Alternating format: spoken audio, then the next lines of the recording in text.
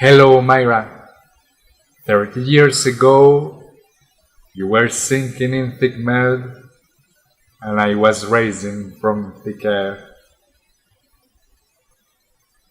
Your delicate smile could no longer support the weight of the absurd, and at 13 you closed your eyes.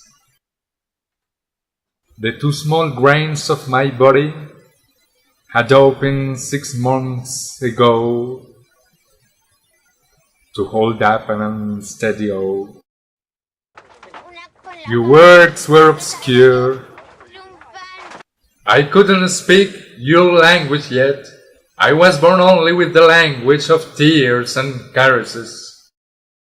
But I knew that living is painful. I could understand the occlusions of hunger, cold, and death. I could hear the father and mother's calls, and that's why I could essentially understand you. Today I wouldn't like to talk to you in any language, only with tears and caresses. Now I am 30, you are 13, my dear Omaira. Now I can speak your language, now I understand what you say. Walking, heading to school, the math test worries you. Sitting for a long time in the classroom, and winning, losing, suffering there, learning to read and to be quiet, loving and being aware that you can't always get what you love, covering your hands with light to shape life. Omaira, my dear Omaira, I never liked going to school. I always thought real life was outside. It was boring. I didn't like the desks.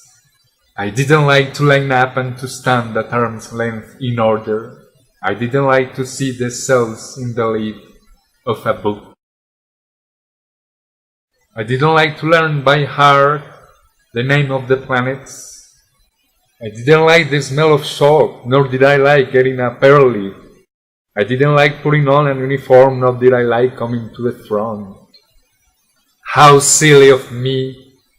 You knew that life is also inside, between the board and the heartbeats, in the drawing of the cell and in the trembling of cells, and sinking in the mud, sinking in nothingness.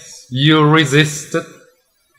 Only one could see your drawings of life floating on the mud, like leaves in which cells didn't tremble anymore. And with your shriveled hand you held on, and with your shriveled lips you told us about your school day. Omaira, my dear Omaira, I have 2 navels. One of them is the mark of my conception and birth, the great wound of life, the open wound that keeps me alive, the open wound that nourished me with blood, the bud of a fruit swelling at the tip of a tree branch. The other one is the mark of my memory, the great sinus wound of my brain, the crying that doesn't let me die from crying, the umbilical cord attaching me to you, the furrow left in the ground, waiting for those that will come. Omaira, my dear Omaira. So many times my father told me about you, as if you were his loved 13-year-old daughter. His rattling tears became your image in my mind. Or perhaps it was his words of water dripping on my forehead. Last night, while we traveled by car on a road with a rising smell of lemon trees and acacias, we pulled over in a forgotten place. The mud smell reached there in that night. Armero was deep down in the ground of the muddy Llorona, and her escort of lean and crippled ghosts. And my father told me again this story, and other fathers told again this story to their children. And that night there was no rain, only falling words of water. And the crickets were not chewing the night, only rattling tears on the branches of childless trees. Omaira, my dear Omaira, who is among so many the motherless child and the daughterless dad?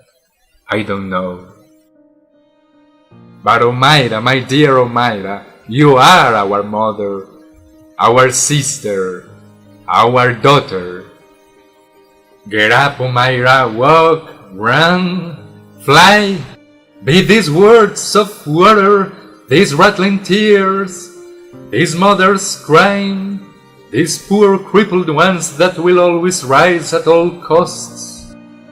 These crickets chewing the night, this lemon tree and acacia smells, these fathers crying, this child listening to his father, this marble smile on the school's wall, these hands covered with paint, this rule of 3 chalked on the blackboard, this boy who fell in love for the first time, this map outlined for the 4th or 5th time, this scribbling in the notebook margin, this good homework, this bad homework, this furrows silently waiting for grass sprouts, this classroom waiting for their children that will come, this classroom waiting for you.